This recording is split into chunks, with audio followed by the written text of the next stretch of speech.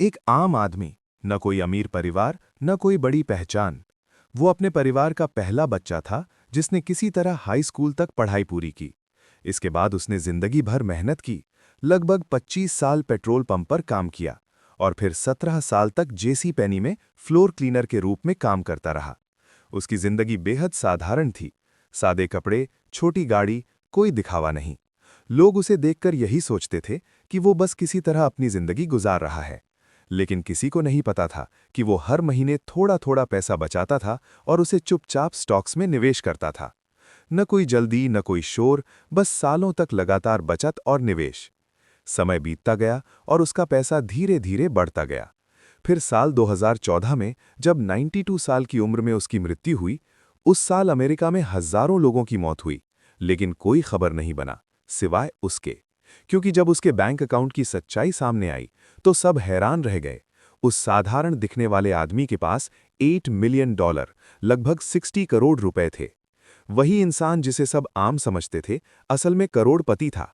और उस आदमी का नाम था रोनाल्ड रीड, जिसकी कहानी हमें सिखाती है कि अमीर बनने के लिए बड़ी कमाई नहीं, बल्कि छोटी छोटी आदतों में डिसिप्लिन, पेशेंस और सही निवेश ही सबसे बड़ा राज है। हेलो दोस्तों, स्वागत है आपको बुक बिलोंग चैनल में। आज हम बात करने वाले हैं किताब the art of saving money by Manoj Arora के बारे में।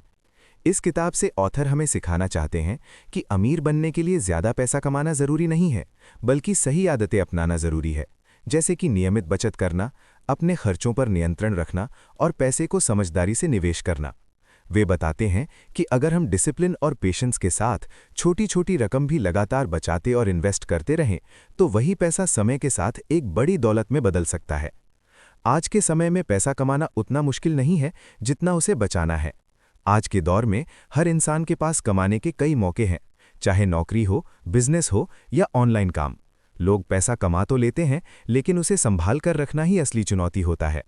सुबह उठने से लेकर रात को सोने तक हम अनजाने में कई ऐसी जगहों पर पैसा खर्च कर देते हैं जहां शायद हमें उसकी उतनी ज़रूरत भी नहीं होती।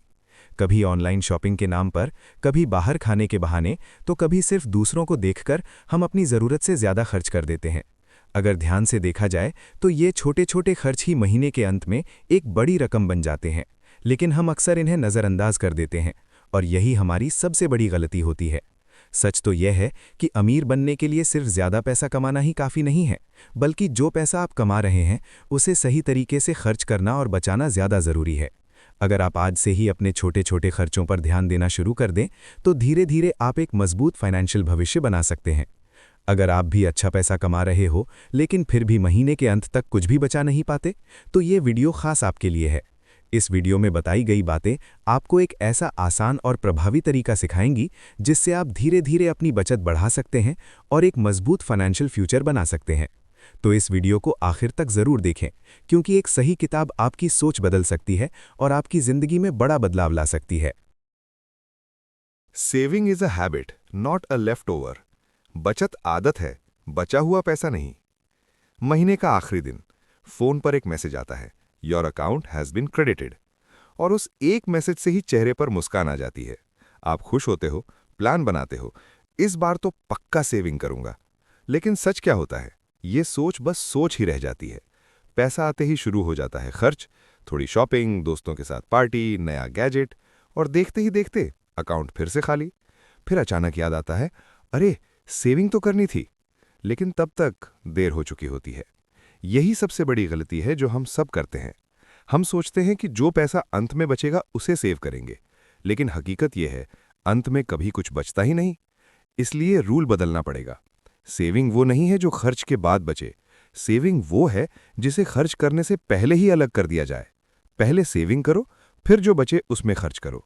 यही छोटा सा बदलाव आपकी पूरी फाइनेंशियल लाइफ बदल सकता है।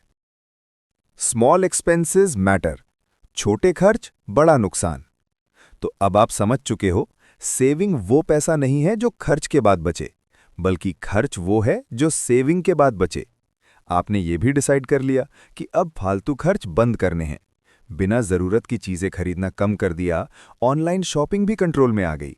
लेकिन एक चीज को आपने फिर भी इग्नोर कर दिया, वो छोटी सी आदत जो हर रोज हो रही है, जैसे सिगरेट। आप सोचते हो, अरे एक ही तो है, इससे क्या फर्क पड़ेगा। लेकिन असली फर्क यहीं से शुरू होता है। मान लो आप दिन में 5 सिगरेट पीते हो और एक सिगरेट की कीमत 10 रुपए है, यानी रोज का 50 रुपए खर्च।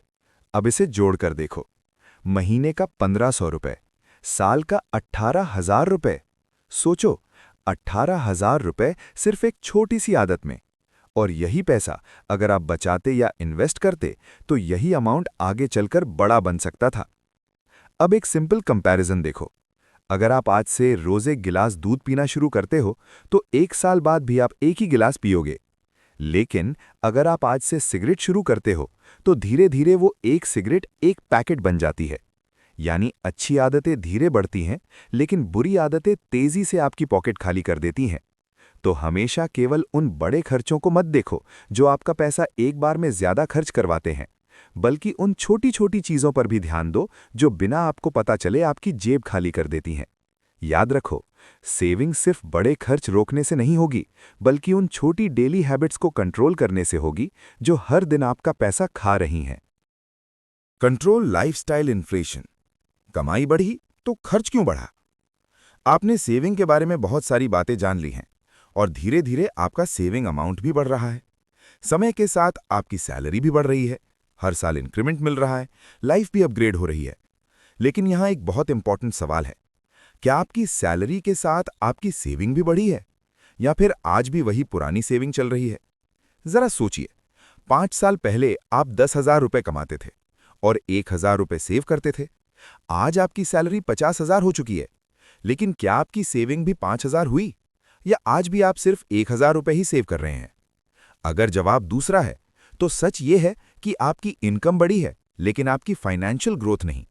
यही सबसे बड़ी गलती है जो ज्यादातर लोग करते हैं। जैसे जैसे सैलरी बढ़ती है, हम अपना लाइफस्टाइल अपग्रेड कर लेते हैं, लेकिन सेविंग को अपग्रेड करना भूल जाते हैं। और यही वजह है कि अच्छी इनकम होने के बाद भी लोग फाइनेंशियली स्टक रह जाते हैं। लेकिन इसका मतलब ये बिल्कुल नहीं है कि आप हमेशा पुराने फोन या पुरानी बाइक में ही खुश रहो। अपग्रेड करना गलत नहीं है, पर समझदारी से अपग्रेड करना जरूरी है। आप नया फोन लो, नई बाइक लो, लेकिन उतना ही अपग्रेड करो जितना आपकी सेविंग और फाइनेंशियल फ्यूचर को नुकसान न पहुंचाए। याद रखो, लाइफस्टाइल अपग्रेड करो, लेकिन सेविंग को इग्नोर करके नहीं। इसलिए आज एक सिंपल रूल अपने दिमाग में बैठा लो, जैसे जैसे इनकम बढ़े वैसे वैसे सेविंग का परसेंटेज भी बढ़ना चाहिए, क्योंकि असली ग्रोथ सैलरी बढ़ने से नहीं, सेविंग बढ़ने से होती है। और जिस दिन आपने ये हैबिट बना ली, उस दिन से आपकी फाइनेंशियल लाइफ सच में बदलनी शुरू हो जाएगी।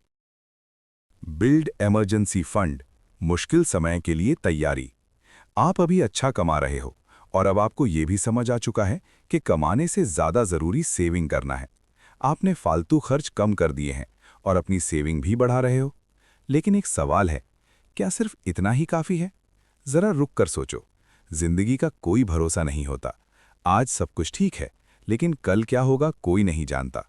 आज के इस बदलते दौर में जहां हर तरफ एआई का जमाना है, किसी की भी जॉब पूरी तरह सिक्योर नहीं है, तो क्या आप उस दिन के लिए तैयार हो जब अचानक आपकी इनकम रुक जाए या फिर कोई ऐसी इमरजेंसी आ जाए जहां आपको एक बड़ी रकम की जरूरत पड़े?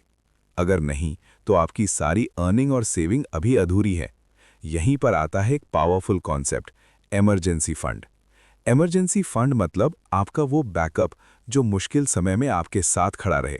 मान लो आपका महीने का खर्च 20,000 रुपए है, तो आपको कम से कम 1,20,000 रुपए से 2,40,000 रुपए तक, यानी 6 महीने से 1 साल का खर्च अलग रखकर रखना चाहिए, ताकि अगर कल आपकी इनकम बंद हो जाए तो भी आप बिना किसी फाइनेंशियल प्रेशर के 6 महीने से 1 साल तक आराम से अपना खर्च चला सको और शांति से अपना अगला ऑप्शन ढूंढ सको। यही असली फाइनेंशियल सिक्योरिटी है। याद रखो, कमाना समझदारी है, सेविंग करना डिसिप्लिन है, लेकिन इमरजेंसी फंड बनाना असली जिम्मेदारी है। Invest your savings. अगर आप अभी तक इस वीडियो में बने हुए हो तो मैं ये कह सकता हूं कि आप सच में अपनी फाइनेंशियल लाइफ को सिक्योर करने के लिए सीरियस हो, क्योंकि जो लोग सिर्फ टाइम पास के लिए देखते हैं वो यहां तक नहीं पहुंचते।